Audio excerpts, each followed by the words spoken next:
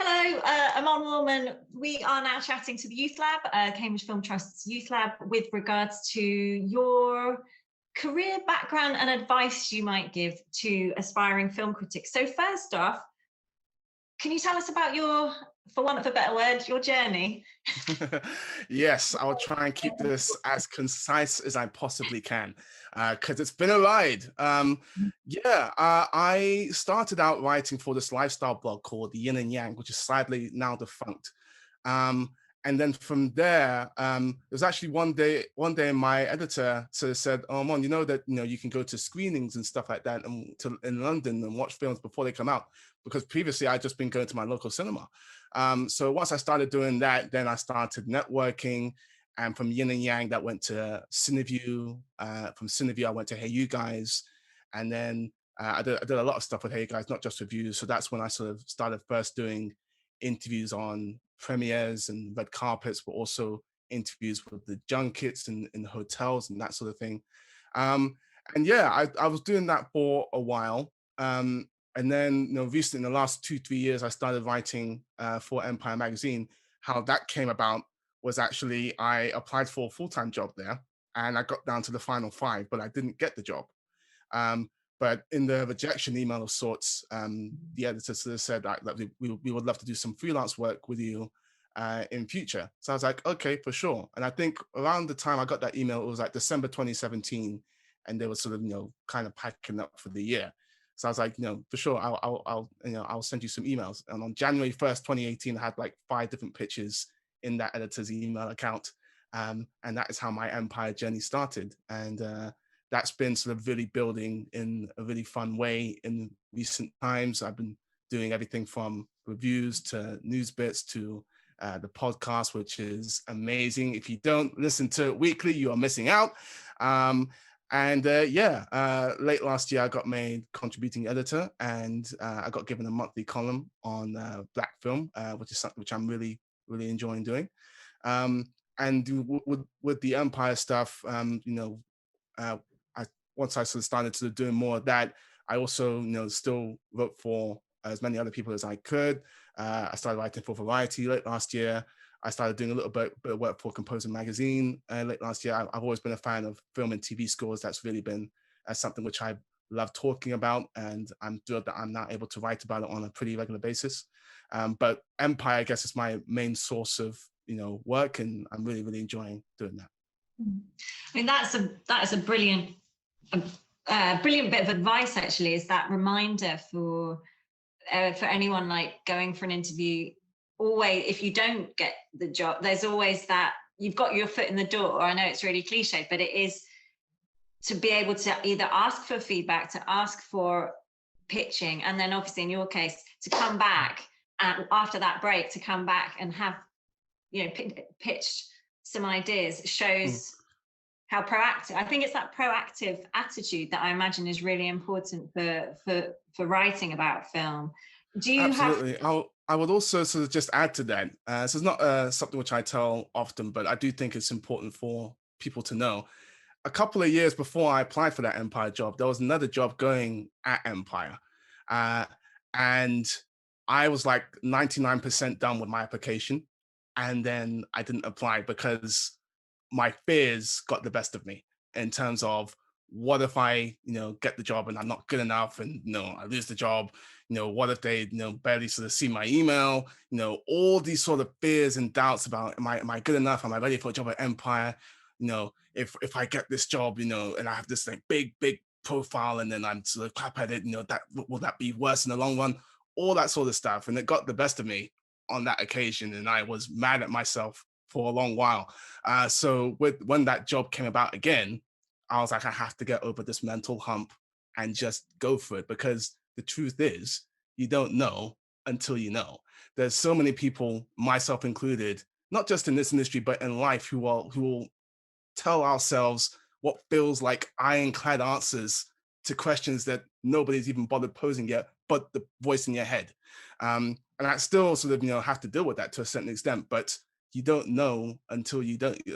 You don't know if the email that you sent, the editor had looked at it and it's lodged somewhere in the back of his or her own mind, but they don't immediately reply until months later. You don't know until you know.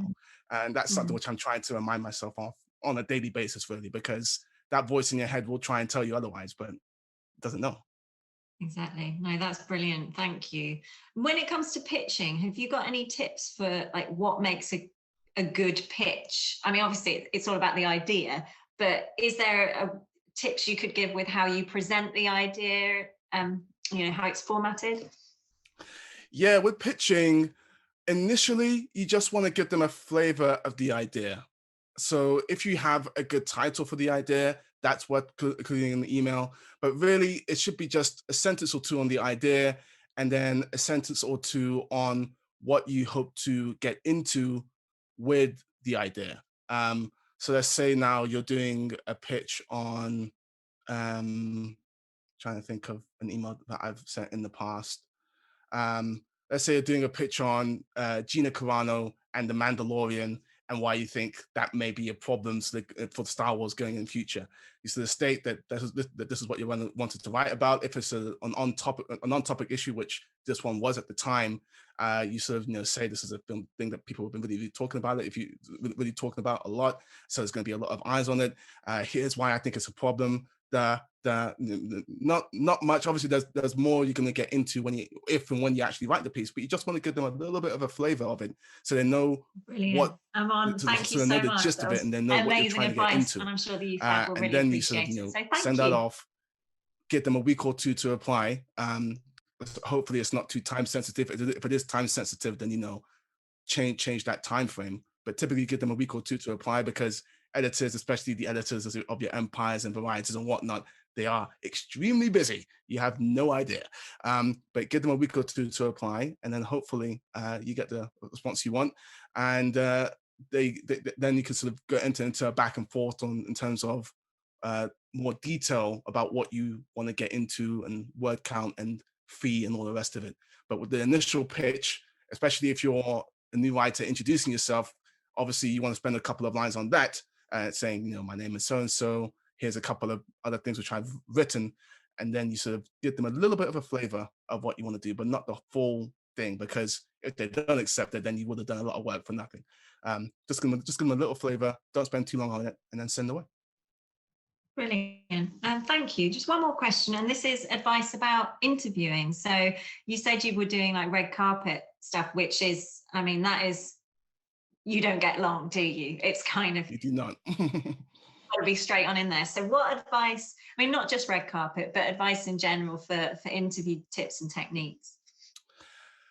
Well, for me, I spend a lot of time preparing questions for interviews. And that is because I don't like asking questions that I already know the answer to. When I go and do these interviews, I spend hours upon hours doing research, looking at every interview they've done, seeing what they've been asked. Because the thing is, actors don't like it when they have to answer the same question over and over and over again. And for me, the way I've always looked at it, when it comes to premieres, when it comes to interviews, you are in a position which many other people would kill to be in. You are interviewing some of the biggest stars in the world.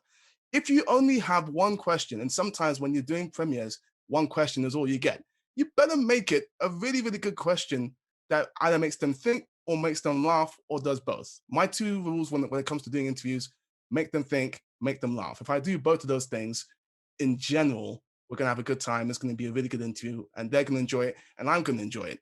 But if I'm just going to ask the same old questions with no effort whatsoever, what drew you to this film, etc., yada, yada, yada, especially if they are on interview 25 in a long day of junket interviews in a hotel, they are going to be on autopilot. They're not going to give you anything more unique than what they're given 24 other people. But you are in a position which many other people would kill to be in. If you only get 5 minutes, 2 minutes, 1 minute with these people, make sure that what you're asking them is really, really interesting, out of the box, something which they haven't been asked before, something which makes them laugh, something which takes them off autopilot, because I guarantee you it will make for a better interview. Brilliant. Amon, thank you so much. That was amazing advice, and I'm sure the Youth Lab will really appreciate it. So thank you. Not a problem. It's fun.